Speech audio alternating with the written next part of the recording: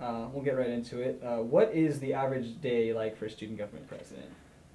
No, it really depends on the day, but I would say average is show up to campus right around 9 o'clock for the first meeting of the day. Have scattered meetings throughout the day, both internally with student government and then outside with whether it's President Delaney, any of the university vice presidents, any of the university-wide committees I sit on that deal with things like student fees, space on campus, new buildings, things like that. And then on Tuesdays and Thursdays at 4:30, I get to go to class from 4:30 all the way until 8:45. I gotcha. And are you required, like, as a student government president, are you required to work a certain amount of hours per week, or is it just like, is it just like something that you need to go to if you need to go? Sure. The good thing is that I get to really make my own hours.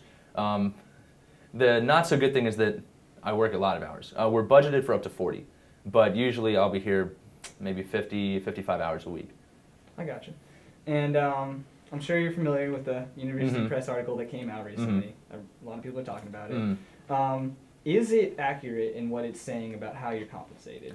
For the most part, I mean, it's accurate. My gross wages for the year is $17,000, and then I can get up to 12 credit hours of in-state tuition paid for. Right now I'm enrolled in 3 classes, so I'm getting 9. The one thing that I thought was interesting that we talked about before was that for all of the interest surrounding this article, they did leave out my parking pass. If I'm the number one compensated, at least put in my parking pass.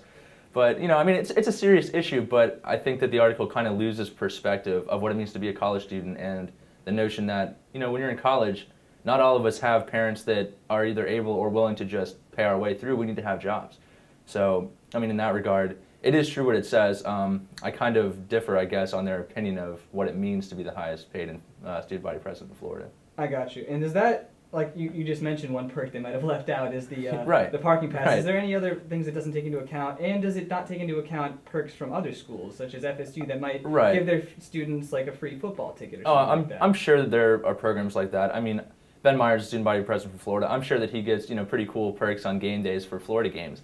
I'm not saying that's wrong or right. I'm not sure even what the specific benefit would be for him. But that's just up to the individual universities. And I think it's interesting to note on our campus, and it might be like that for the other campuses that have parking passes for their student body presidents, that has really nothing to do with student government.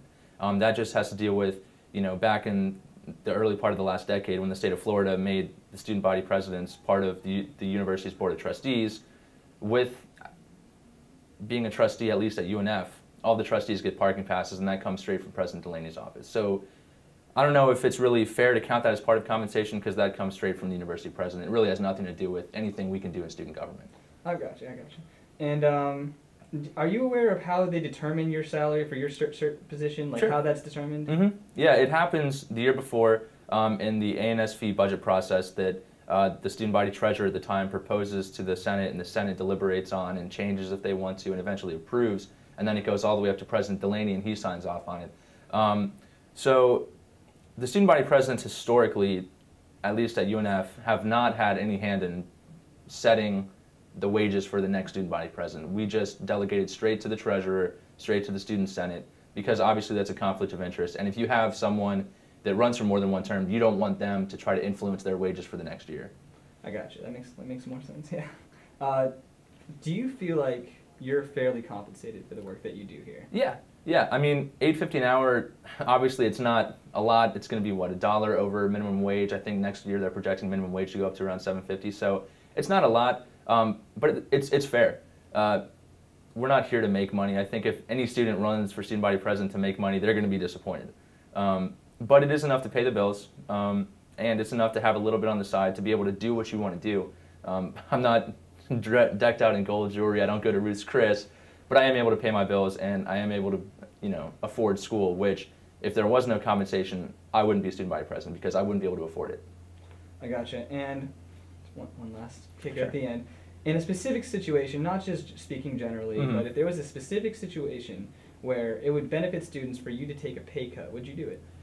I think that it would really depend on the situation. You know, the Spinnaker and Osprey TV yesterday, they asked me a question about would I, something to the effect of would I consider transferring some of my wages to another SG-funded department on campus? And to that, I mean, I would just say, no, that doesn't make sense. You can't set that precedent for years to come. However, if there's a situation and maybe it wouldn't apply to me, but in the future where a student body president could look at their wages and look at the ANSV budget as a whole and say, listen, we're trying to take a stand against, maybe that year it's against tuition hikes again, or maybe it's against increasing student fees, whatever the case is, and they feel like part of that is, hey, I can set the example, I can be the role model and kind of freeze my own wages, so to speak, then I guess maybe it could happen. But it's kind of a difficult thing to say because, again, it is a paycheck, and that's just like any other student that has a job saying, hey, would you be willing to give up your pay for, some benefit that you don't really know about? It's kind of unrealistic, you know what I mean?